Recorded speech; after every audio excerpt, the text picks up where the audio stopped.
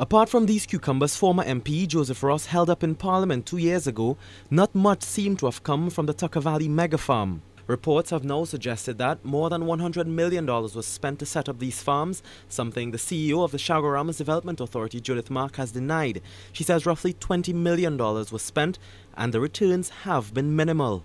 I think it would be somewhere in the vicinity of maybe $5 to $6 million. But let me caution you.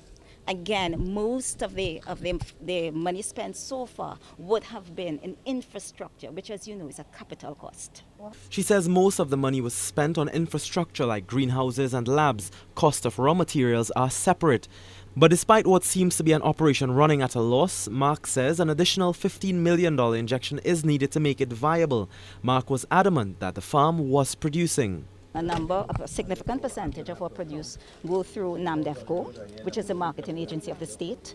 Then you also have another percentage going through TABA, which is the Trinidad and Tobago Agribusiness Association. Some of the produce is sold to private farmers and some through the school feeding program. The CEO of the CDA responded to questions during a tour of the mega farm by Food Production Minister Vasan Bharat on Tuesday. Bharat told members of the media that these farms must operate in a transparent manner, but said he had not been briefed on the finances of the operation. He, however, said he was impressed with what he had seen at the Tucker Valley farm. I'm surprised that there is such a large developmental component because I was not aware of that. And so as we proceed, we're going to see some more. But they're clearly doing some work here on new species and a new variety of crops, which obviously, if they're successful, will augur well for our country's food security.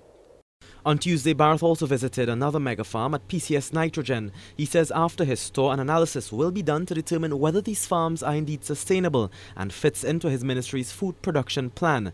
He says if it's working, there won't be a need to stop it. For CNC3, I'm Kamal Georges.